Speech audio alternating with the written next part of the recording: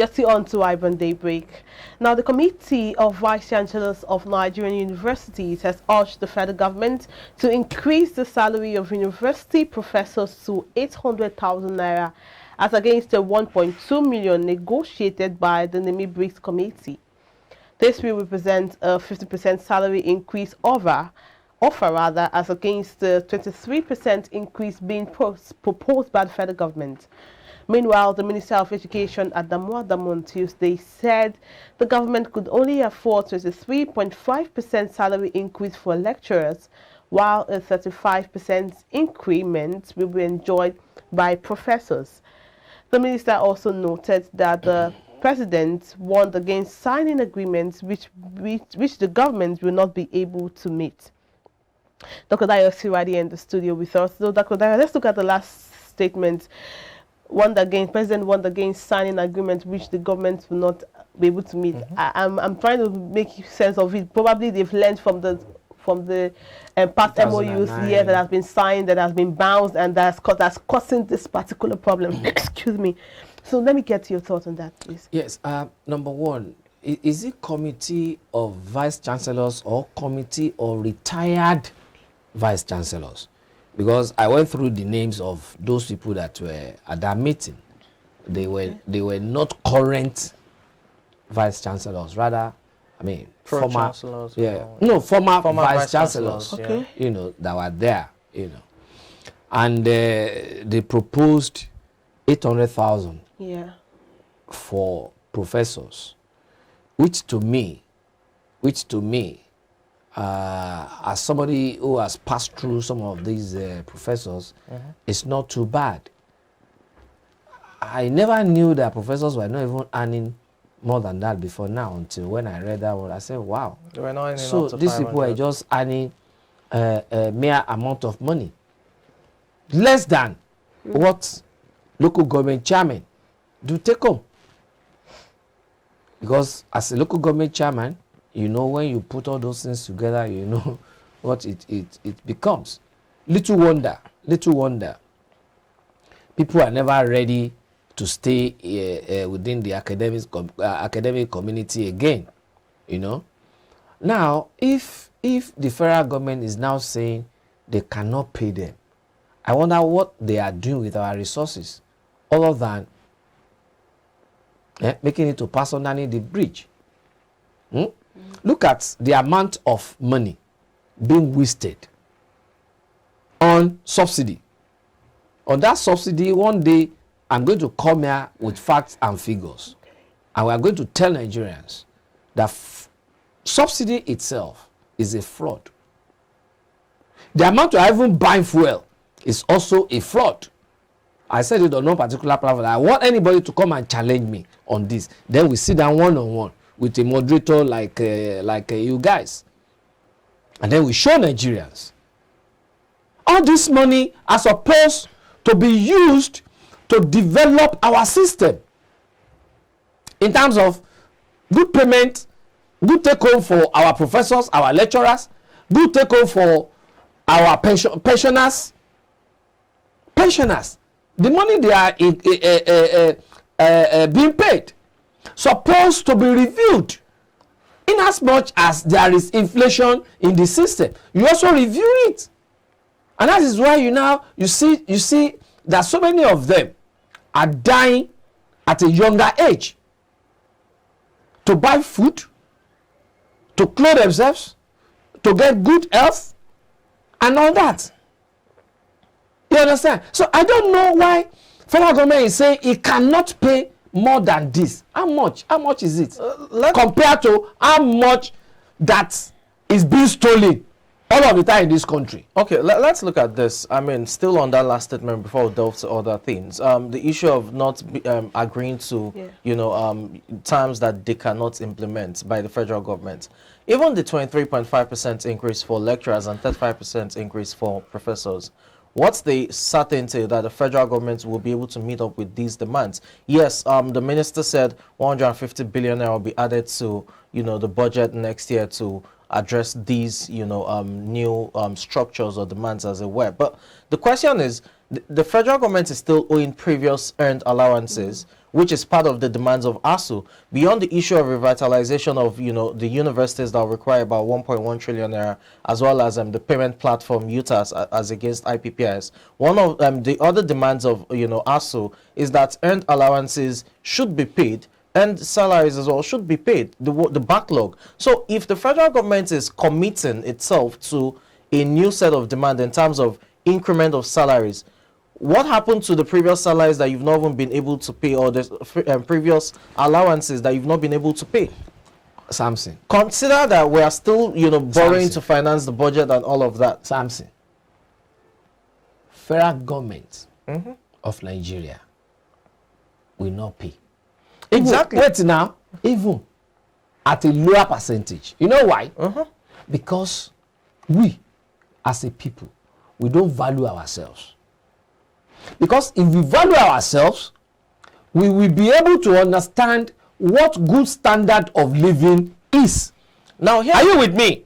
When you go to better climes, okay, when you go to better climes, you don't treat your retirees anyhow. All right?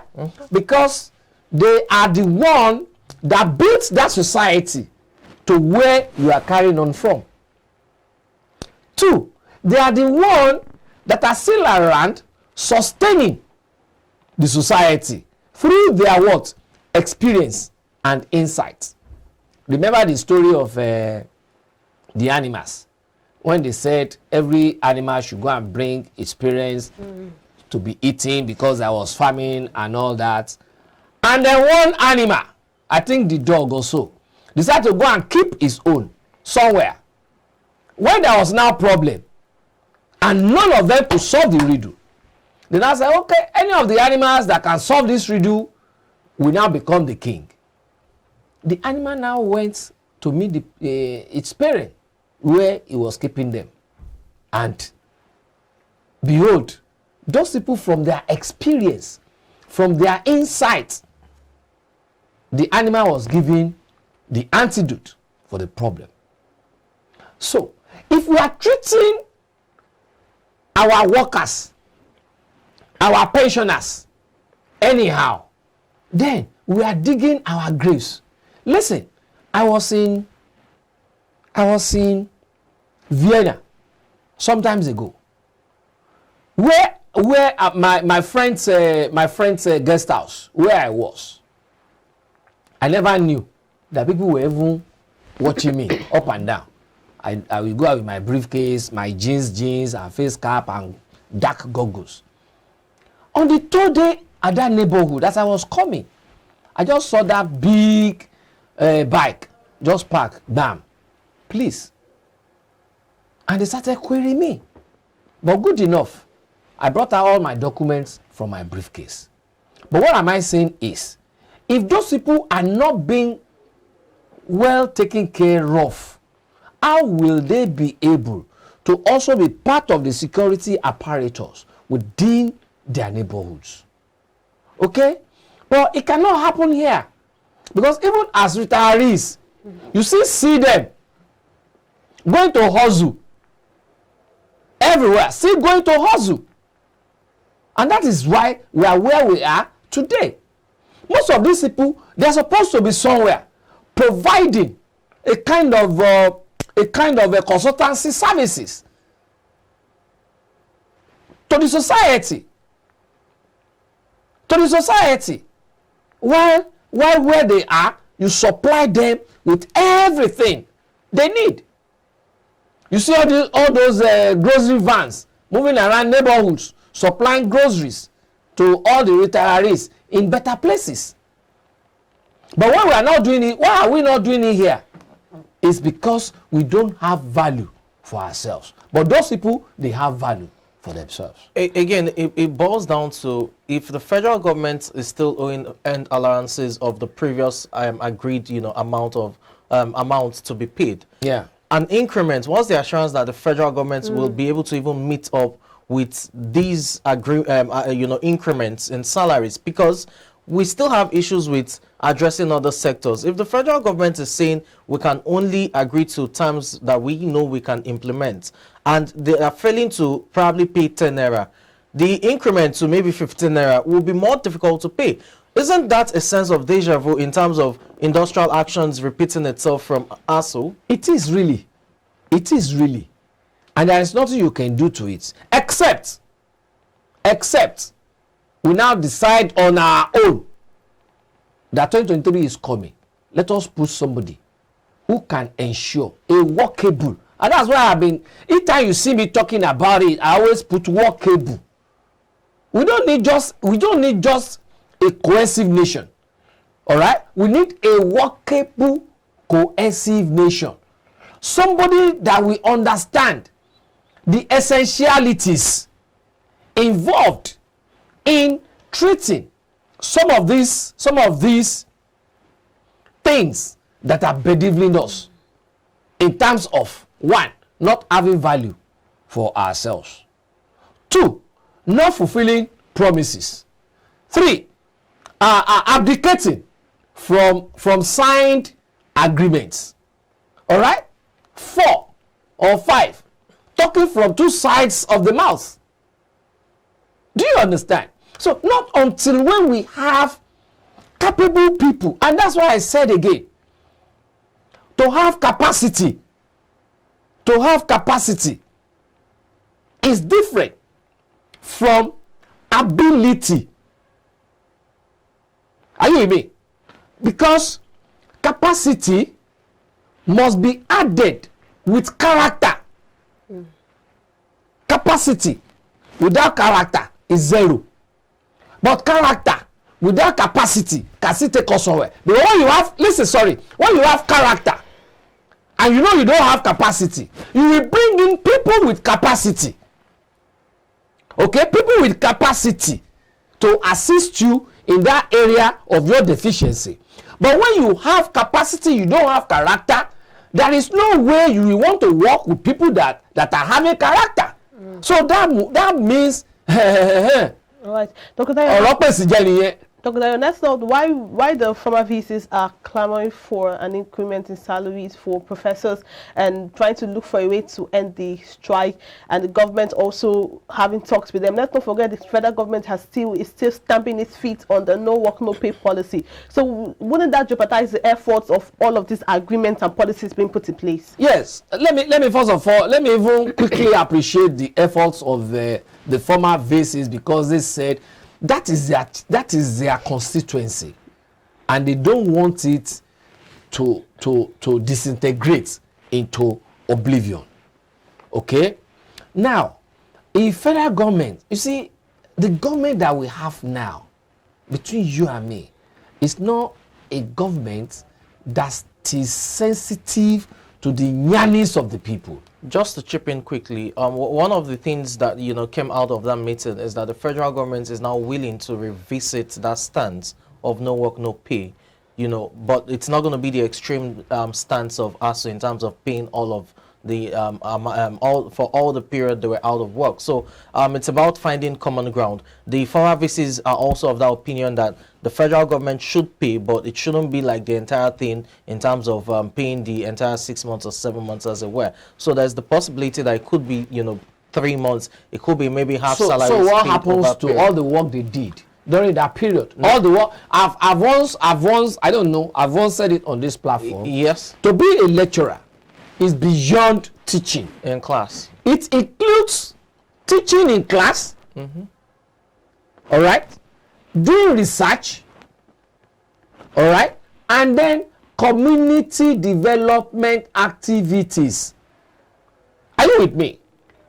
I don't know whether it was also on this platform. I said I was in Ibadan. Yes. I think about 2 weeks ago. All right, I was in the University of Ibadan. I met most of those lecturers in their offices. Doing what? It's not that they are eating guguru and epa now, popcorn and the granite. No, they are all on their tables working. So who pays for that? Listen, are they not having children that they send to school? They have children that they send to school.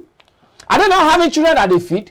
Are they not going to pay for their accommodation? Are you are they not going to take care of their... the federal government pays all the salaries? Exactly, because they have been working. So who now bears that brunt? If federal government had listened at that time that they had on a strike, would the children would have been at home? No. So what are you talking about? It is because the federal government was lacking in its responsibilities of heeding to the yearnings of the people, of being sensitive to the yearning of the people, the needs of the people that brought us to this level. If not, it wouldn't have been. So federal government has to bear the brunt. Before paying that, they have to pay the earned allowances, the backlog. They have to pay. Because government is a continuum. A particular government signed it in 2009. And you believe that you want to do it better. That is why you campaign and then you were being voted for.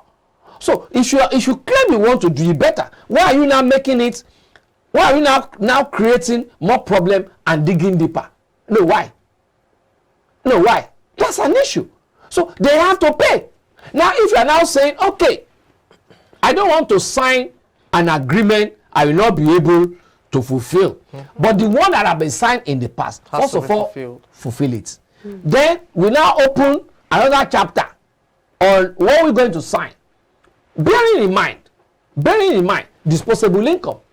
Okay. Disposable income. And you see, something. That is why I have been clamoring for over, I think, close to 5 years now, that labor unions should stop asking for increments in wages, rather asking for sustainable minimum living wage. When we're talking of sustainable minimum living wage, it involves how much you pay for electricity, how much it's going to cost you to get to have access to good health, how much it's going to cost you to send your children to school. We can put a ceiling on that, probably 2 children, 3 or 4 children. Okay, how much is you are going to pay for having a befitting accommodation based on your level? On and on like that. Put all those things together. Before you now get how much you are supposed to be paid to be able to live like a human being. Mark you again, there will be disparity now in what is being paid in Lagos to what will be paid in somewhere like Akure, Ekiti, or Port Harcourt, Kaduna. There will be a little differentials there. Now, it will now be imputed that, look, any distortion, like for instance, increase in electricity tariff, or pump price of petroleum, or inflationary trend of the nation will also have the same effect on what was agreed on. Do you get? So by the time we put that one in place, these people will think twice before they stamp on our feet. Okay. So instead of asking for minimum, how much is minimum? 90,000, 30,000. They will say they can. No. But the moment you put all those variables in place and then you target sustainable, that particular word is very important. Sustainable minimum living wage. That means to say it will now graduate from bottom up, based on the level that everybody belongs to. Right, Dr. Tayo, the government is already struggling with paying some of these allowances you had mentioned, or that has been mentioned by the labor unions over time, by Asuu, and also having to bring up this new, what will I call it now, this new agreement idea you're talking about. Okay, my idea. Do you think it's something don't you think it's something that would cause more problems and more strikes, or industrial actions, because we saw the one that is Do you happening. I said, I've been clamoring for this. Yeah, I know. I'm just saying. For close to 5 years. There was a time I was on a platform, even with Asuu, sometimes with the labor NLC official, and I say, I would not blame government. I'm blaming you, because government is all of the time on its toes, looking for how to cheat the people. But you, since the time of Pau Modu to the time of Comrade Alhaji Sumonu, we have been talking of minimum wage. So why can't we change the narratives? Change the narrative so that they will know you are working. But it's because you are lazy. You are not ready to do that tabulation. This is something I have done on my own before. And I now jokingly said that time to them, you should know you are lazy from doing that matrix tabulation. Give it to me, I will do it for you. I will say free of charge.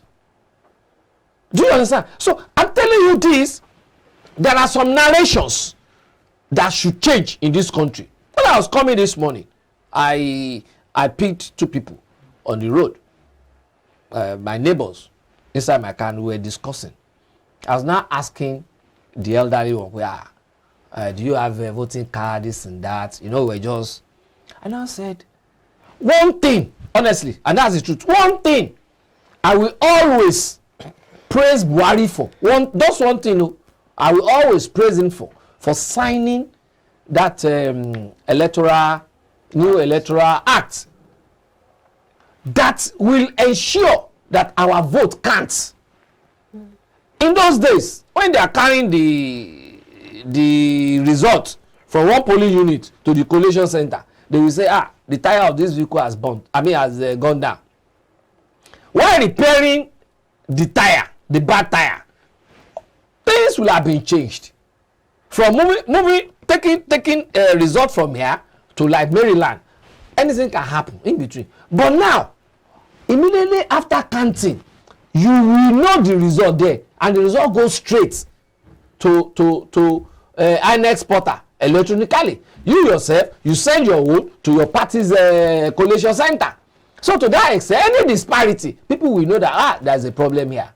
And the way that machine have been so calibrated with the names of people that are going to vote at that particular polling unit.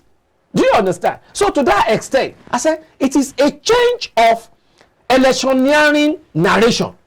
So also, labor, they have a lot of professionals. They have a lot of eggheads. Let them change the narration of asking for what do they even call minimum it? Wage. Minimum wage. And move away from that to sustainable minimum living standard. I think it's move away from Papa Umodu and Comrade Sumonu's narrative. It's old. I mean, it's gone. We are in a new century. We are in a jet age. Let us change the narration. Thank you so much, Dr. Dayo. I can sense your passion from what you just said now. We appreciate you on the show this morning. We're speaking with us has been Dr. Dayo Kayode, political technocrat, aviation expert. Also, we'll take a short break now. When we come back, do not forget, it's the midweek edition, so we have more interesting segments for you, and money motivation is one of it. We'll be right back.